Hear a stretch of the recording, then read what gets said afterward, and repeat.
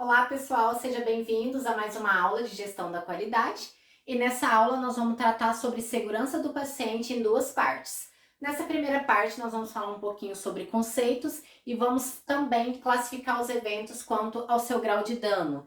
Então, falando um pouquinho sobre segurança do paciente, é quando a gente leva a segurança assistencial ao menor risco possível e impacto e consequência para esse paciente em mínimos aceitáveis, ou seja, a gente coloca a segurança assistencial e a qualidade através de ações de segurança do paciente levadas à beira-leito, para que as decorrências das nossas ações na hora da prestação do cuidado não atinja de forma desfavorável ou negativa para esses pacientes. E quando então a gente fala de cultura de segurança, é quando o serviço de gestão da qualidade, junto com os líderes em saúde, vão para campo e colocam, em cada indivíduo falando o que é a segurança do paciente e como eles podem usar isso no dia a dia deles em relação na sua prestação de cuidado. Ou seja, todos da instituição trabalham de formas unidas, organizadas e ações planejadas e coordenadas para levar a segurança assistencial e assim a gente minimizar os erros que podem ser levados em decorrência da prestação do cuidado. Aqui na classificação de eventos quanto ao grau de dano, a gente tem 4 classificações que a gente começa, com a circunstância de risco. Então, quando a gente fala de classificação de evento assistencial em relação à circunstância de risco, é quando, por exemplo, esse incidente ou esse evento ele não atingiu diretamente o paciente e então, consequentemente, ele não causou nenhum dano. Um exemplo que a gente pode colocar de circunstância de risco é, por exemplo, quando a farmácia, um exemplo clássico, libera um blister no horário das 14 horas, por exemplo, e manda talvez uma falta de identificação do paciente ou os componentes daquela medicação que era para ser administrada de forma incompleta. Ou seja, quando a gente vai fazer uma administração de uma dipirona endovenosa no paciente, a gente precisa de uma ampola de dipirona, uma seringa de 20, dois sorinhos de 10, para fazer essa diluição e não ter ali uma possível fragilidade capilar, e os descartáveis, incluindo seringa e agulha. E um exemplo de circunstância de risco é quando a farmácia dispensa, por exemplo, só a dipirona sem o diluente, e talvez isso, se não fosse o técnico olhar, conferir, observar, ele poderia administrar essa dipirona ou essa novalgina que a gente chama diretamente na veia do paciente sem essa diluição. Mas a circunstância de risco, o técnico de enfermagem, quem vai fazer a administração dessa medicação, observou, detectou e quebrou a barreira de segurança ali, avisando o seu superior e também avisando a equipe de farmácia sobre o evento. E claro, abriu um registro de não conformidade, seja de um método manual ou seja de forma sistematizada, ou informatizada, de acordo com o seu modelo de negócio da sua organização de saúde.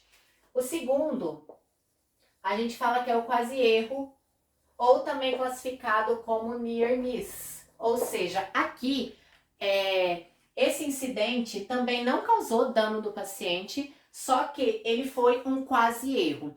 O mesmo exemplo ainda pegando, por exemplo, dessa dipirona, essa dipirona chega de forma, como a gente falou nesse primeiro exemplo, esse técnico não observa, ele prepara essa dipirona e quando ele chega no leito do paciente, ou o paciente pergunta qual é a medicação e ele vai fazer a leitura da prescrição e ele observa que tem o diluente, e ele não levou de forma de diluente, ou ele mesmo, sem o paciente fazer esse acionamento dele, essa observação, ele detecta ali, a circunstância de risco que ele fez um preparo de uma medicação de forma incorreta, ele pede licença para esse paciente e volta, para o posto de enfermagem para ele conferir novamente a prescrição, se não dispor de um carrinho beira-leito, que ele já detecta um possível erro na hora e não deixa administrar no paciente, porque o carrinho beira-leito ele é um sistema, de qualidade, onde bipa a medicação através da pulseira e do código de barras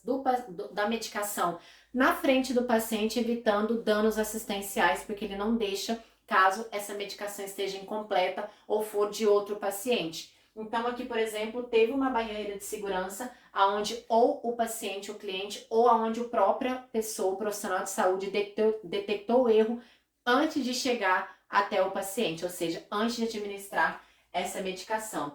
Aqui também a gente pode ainda colocar, né, os incidentes, ou seja, os incidentes, aqui também a gente fala que é sem dano, tá? Aqui eu vou dar um exemplo de troca de medicações. Um técnico de enfermagem estava com 2 pacientes, Maria e José, de 2 leitos diferentes. Os 2 tinham medicações de pirona na veia no mesmo horário das 14 horas e aí esse técnico faz essa dipirona, né? Da Maria no José e do José na Maria. Se a gente fazer essa analogia, foi um incidente sem dano, porque os 2 pacientes tinham a mesma terapêutica prescrita, do mesmo, né? Da mesmo espectro, ou seja, era a mesma medicação e no mesmo horário.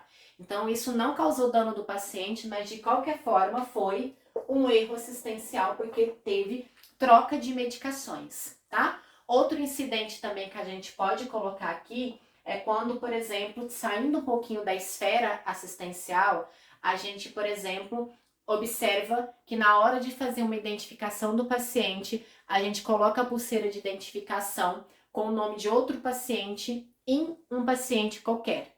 E aí a gente detecta depois que a gente vai ver, ou o próprio paciente nos aciona falando que a pulseira de identificação não é com o nome dele. Então, esse exemplo de incidente, ele não causou nenhum dano, que foi apenas uma pulseira de identificação errada, mas isso não exime que teve um erro, ou seja, teve um erro assistencial, teve um incidente. Só não atingiu e não causou dano nesse paciente. Então, por isso que a gente classifica a terceira etapa como incidente sem dano.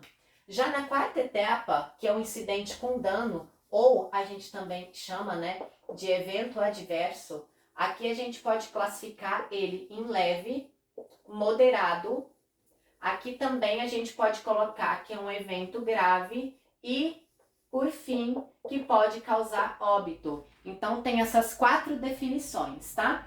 Aqui no leve, o que a gente pode dar como exemplo? Por exemplo, quando a gente causou uma queda no paciente. Às vezes, mesmo a gente orientando o paciente, mesmo colocando um marcador, que é uma pulseirinha, né, que sinaliza o risco de queda, fazendo as orientações, pedindo para o paciente não descer da cama, pedindo para o paciente também, né, não sair de chinelo, ou com um quarto mal iluminado, né, ou avisar quando talvez o piso também estiver molhado, né, após uma eliminação fisiológica, ou após, né, a higiene ter passado nesse leito para fazer essa higiene, né, esse paciente ele cai, só que a gente, pela anamnese, pela observação, a gente vê que ele não bateu nada, ele não bateu a cabeça, ele não bateu o joelho, ele não teve escoriações, ele não teve lesão. A gente aciona o médico, né? O médico faz a sua avaliação, se possível, até prescreve um raio-x, mas esse paciente fala que não bateu nada, mas de qualquer jeito foi uma queda, foi um evento e a gente classifica como leve porque a gente não consegue, né, tanto os sinais ou sintomas do paciente e com exames clínicos, né, ou de imagem, ter alguma coisa relacionada à fratura ou qualquer outra situação. Então, esse é um exemplo de evento leve.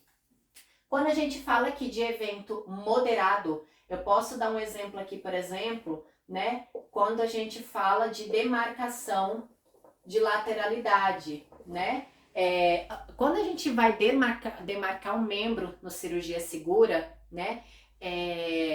Sempre o médico ele tem que colocar um alvo, que geralmente é um ponto, quando a gente fala que está tratando de operações em órgãos pares. 2 braços, 2 pernas, nos ouvidos, tudo que a gente tem órgãos relacionados ao número par, ou seja, 2.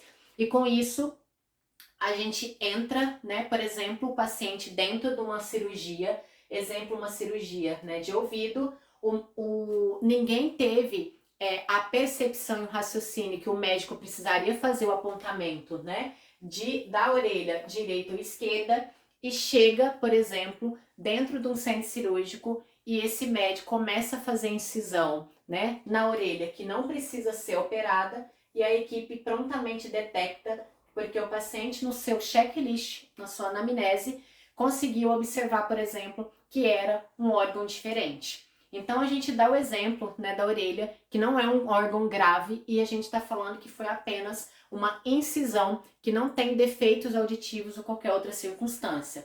Não deixa de ser um evento moderado, porque teve uma incisão leve e a equipe prontamente observou, e o médico também falhou na demarcação da lateralidade e também a equipe quebrou todas as barreiras de não ter conferido e ter feito os tempos da cirurgia, que a gente chama de seguin, né, antes da indução anestésica, e também o time-out, que é antes da incisão operatória. Então a gente teve várias falhas, consequentemente levando a um evento moderado.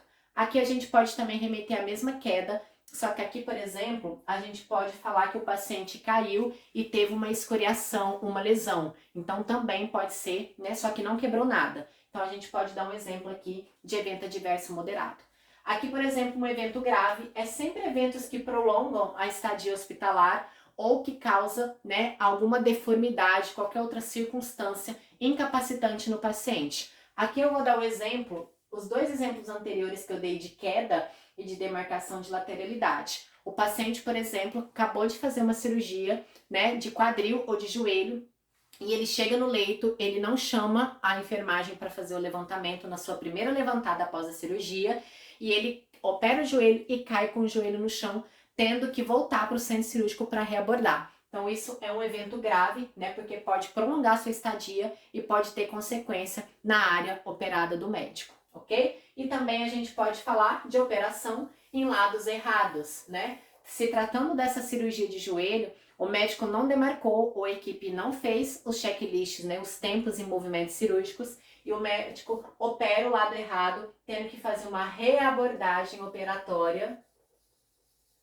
depois no outro membro para operar o membro correto. Então, é um evento grave, né? Um outro exemplo que a gente pode citar aqui também, um paciente em leito de UTI com noradrenalina para estabilização da pressão, e o técnico de enfermagem não observa que a bomba entrou em KVO, ou seja, ficou apenas 5 ml ali administrando de forma bem pequena na bomba de infusão, e esse técnico não observou e não deixou outra medicação preparada. E essa droga ficou correndo alguns minutos em KVO e a pressão desse paciente elevou significativamente, tendo que a equipe investir esforço para controlar com medicação e intervenção de vida também junto com a equipe multi. Então a gente pode colocar aqui como evento grave.